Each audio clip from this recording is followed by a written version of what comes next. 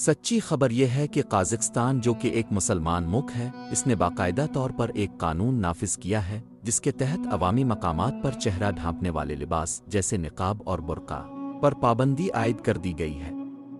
صدر قاسم جمرت توقلیف نے یہ قانون 30 جون 2025 کو اس دلیل کے ساتھ دستخط کیا کہ قومی ثقافتی شناخت کو برقرار رکھنے اور عوامی سلامتی کو یقینی بنانے کے لیے یہ اقدام ضروری ہے۔ قانون میں واضح کیا گیا ہے کہ ایسا کوئی بھی لباس جو چہرے کی شناخت میں رکاوٹ بنتا ہو سرکاری طور پر ممنوع ہوگا، تاہم طبی ضروریات، شدید موسمی حالات، سرکاری یا عسکری فرائض اور منظور شدہ ثقافتی یا کھیلوں کی تقریبات کے لیے خصوصی رعایت دی جائے گی۔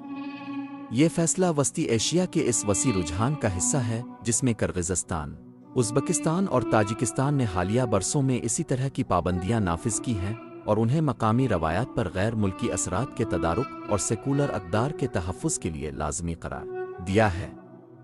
قازق حکام نے زور دیا کہ روایتی قومی لباس کی حوصلہ افزائی کی جانی چاہیے، نہ کہ ایسے ملبوسات کی جو مذہب کی شدت پسندانہ تعبیر سے وابستہ سمجھے جاتے ہیں۔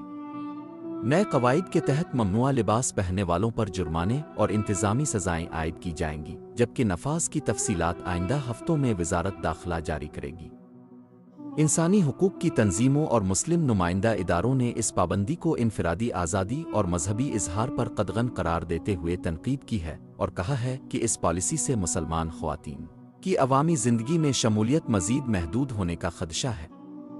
حکام نے اس فیصلے کا دفاع کرتے ہوئے کہا کہ یہ ایک متوازن طریقہ کار ہے جو انفرادی حقوق اور اجتماعی مفاد دونوں کے تحفظ کو مد نظر رکھتا ہے، اور اس میں واضح استثنائی صورتیں اور ملک بھر میں یکساں اطلاق کی شقیں شامل ہیں۔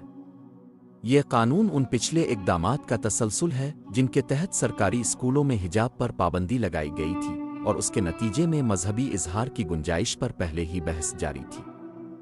اس پالیسی کے حامیوں کا موقف ہے کہ اس سے قومی یکجہتی اور عوامی تحفظ کو فروغ ملے گا، جبکہ ناقدین خبردار کر رہے ہیں کہ اس سے معاشرتی تقسیم مزید گہری ہو سکتی ہے۔